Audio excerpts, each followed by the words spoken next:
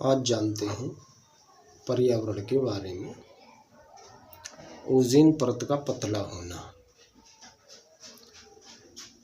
Ozone परत का पतला होना 1974 में रसायनविद शेरवुड रॉलैंड एवं मारियो मोलिना ने पहली बार इंगित किया कि CFCs क्लोरोफ्लोरोकार्बन समताप मंडल के ओजोन के औसत सांद्रण में कमी ला रही है। जैसे फार्मन के नेतृत्व में ब्रिटिश अंटार्कटिका सर्वेक्षण टीम ने 1985 में अंटार्कटिका के ऊपर वायुमंडलीय ओजोन की अल्पता का प्रत्यक्षदर्शी प्रमाण प्रस्तुत किया है। जैसे फर्मन ने प्राप्त सूचनाओं के आधार पर बताया कि अंटार्कटिका के ऊपर वायुमंडल वसंत काल में ओजोन परत में 40% क्षरण हो जाता है। ओजोन विखंडन का अवलोकन दक्षिणी ध्रुव से वसंत ऋतु अर्थात सितंबर से नवंबर के बीच हर वर्ष किया गया है। बाद में ये घटना ओजोन छिद्र कहलाने लगी है। अंटार्कटिका के ऊपर सर्वाधिक ओजोन क्षरण का कारण। अंटार्कटिका के ऊपर ओजोन क्षरण के 3 प्रमुख कारण हैं। नंबर 1 ध्रुवीय समताप मंडलीय बादल। नंबर 2 ध्रुवीय भावर। नंबर 3 सक्रिय क्लोरीन का प्रभाव। ध्रुवीय समताप मंडलीय मेघ। ध्रुवीय समताप मंडलीय मेघ नेक्रियोर्स बादल के नाम से भी जाने जाते हैं। इन मेघों की अवस्थिति पृथ्वी के समताप मंडल में उच्च तुंगता पर होती है।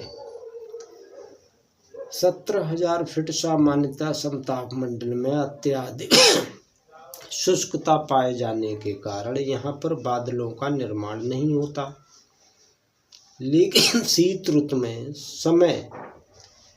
ऋतु के समय इस ऊंचाई पर समताप मंडल का तापमान इतना कम हो जाता है कि बादलों का निर्माण भी संभव हो जाता है।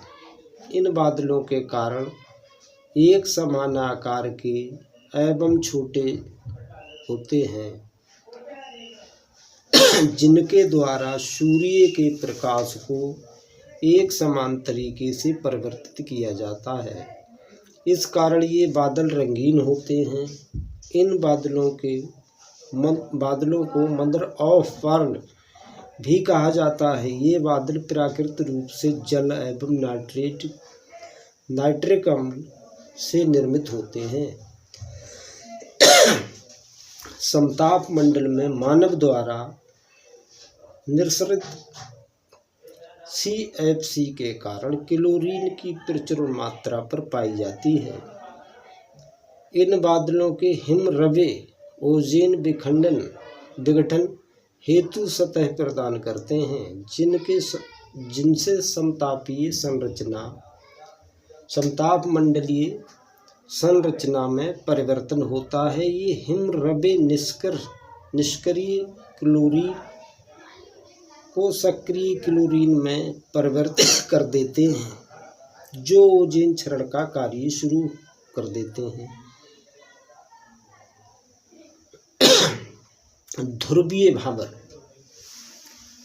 वस्तुतः ध्रुवीय भावर पवनों का एक पैटर्न है जो चक्रवातों के समान है एवं प्रत्येक वर्ष ध्रुवों पर के चारों ओर प्रभावित होता है। ध्रुवीय भावर तापमान -80 सेंटीग्रेड होता है, जो ध्रुवीय समताप मंडलीय बादलों के निर्माण में सहायता करता है। ये ध्रुवीय समताप मंडलीय बादल ओजोन विघटन हेतु जिम्मेदार होते हैं, क्योंकि ये क्लोरीन यौगिकों के भंडार को स्वयं में समेट लेते हैं। सूर्य के प्रकाश की उपस्थिति में इन क्लोरीन यौगिकों से क्लोरीन मुक्त होकर ओजोन का क्षरण करती है। सक्रिय क्लोरीन का प्रभाव: क्लोरीन के भंडार जो के हाइड्रोक्लोरिक अम्ल HCl एवं क्लोरीन नाइट्रेज ClNO3 बटा ClO2 के रूप में होते हैं। ये स्तर यौगिक होते हैं एवं क्लोरीन को किसी भी अभिक्रिया में भाग लेने के लिए पहले इन भंडारों से मुक्त होना पड़ता है। PSC के हिमकणिका इस क्लोरीन को उसके भंडार से मुक्त करने हेतु सहायता प्रदान करते हैं। जाड़ों के समय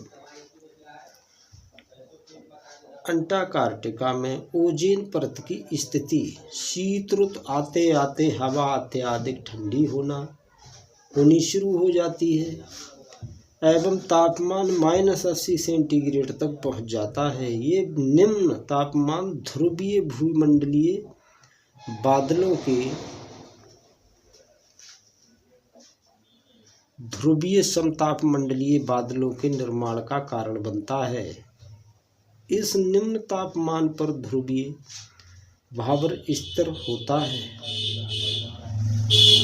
जो कि तेजी से घूमती है।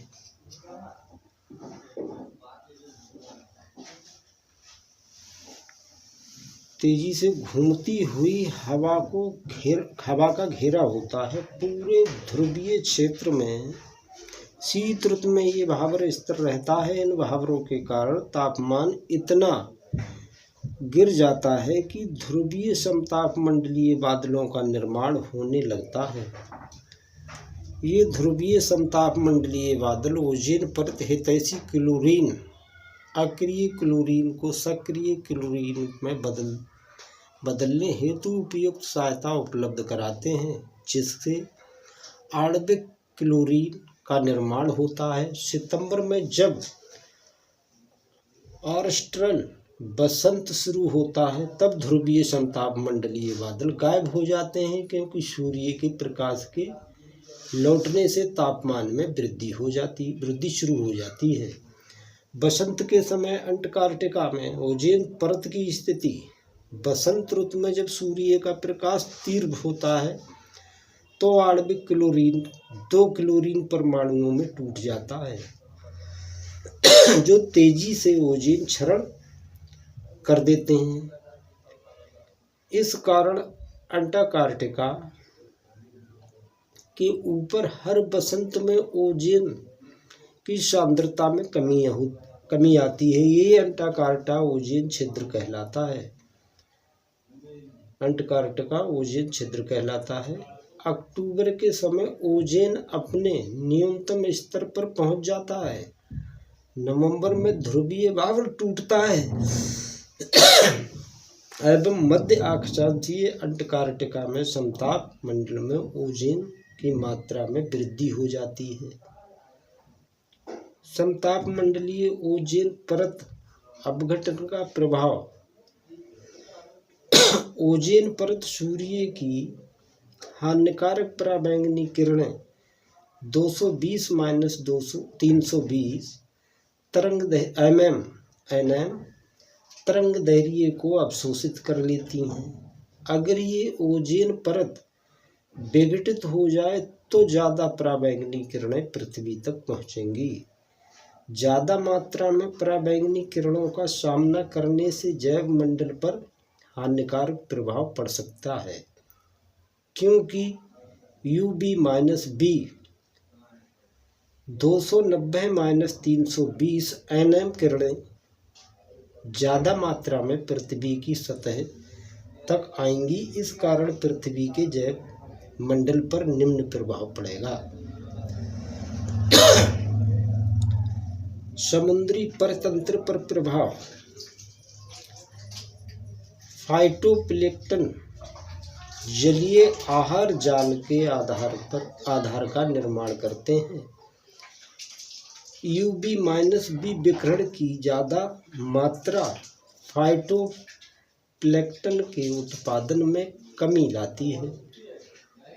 सूर्यरश्मि UV-B विकिरण द्वारा मछली, श्रिम्प, केकड़ा, उभयचर एवं एक दूसरे जानवर के पूर्व विकासीय चरणों को क्षति पहुंचाती है, जिस कारण लार्वा का विकास प्रभावित होता है।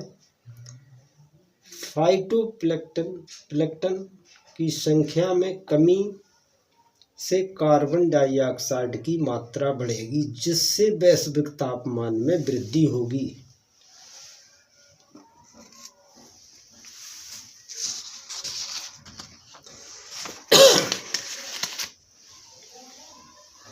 ओजोन वायुमंडलीय ओजोन प्रभामंडल।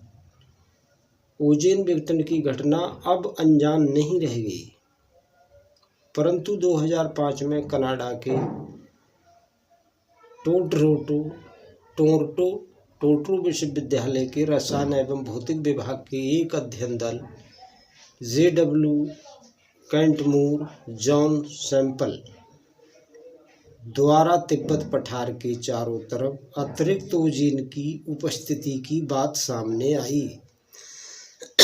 ओजोन के एक सांद्रित घेरे को पठार के चारों तरफ समुद्र स्तर से 4000 मीटर की ऊंचाई पर पाया गया, जिसमें पठार के ऊपर केंद्रीय भाग में ओजोन की कम मात्रा एवं परिधि के चारों ओर अतिरिक्त ओजोन का छल्ला उपस्थित है।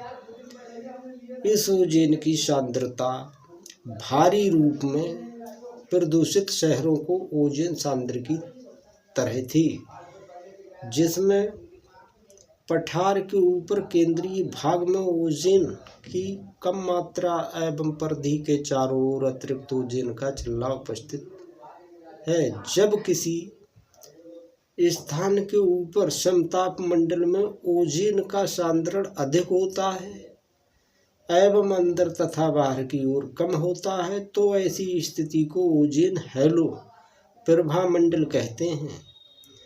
इसकी स्थिति ओजोन क्षरण के विपरीत होती है। ओजोन एक उच्च रूप में परिवर्तनशील गैस है, जिसके उच्च सांद्रण से कफिंग, सीने में दर्द एवं फेफड़ों के भीतरी दीवारों को क्षति होती है। इसी कारण पर्वतारोहियों की एवरेस्ट के ऊपरी भाग के नज़दीक सांस लेने में समस्या होती है। भूटान की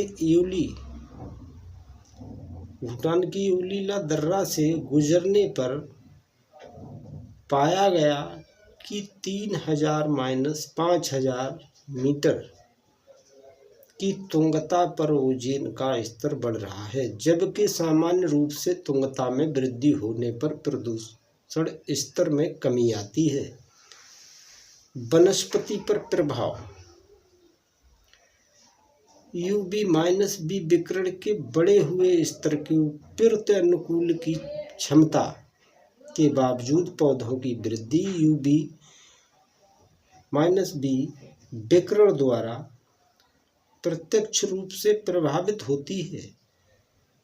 जिन फसलों में रासायनिक उर्वरकों की अधिक मात्रा में प्रयोग किया जाता है, वे अधिक पराबैंगनी विकिरण के कारण झुलस जाएंगी। तापमान में वृद्धि के कारण जलीय सतह तथा मृदा की नमी के बाष्पीकरण से फसलें सूखने लगेंगी।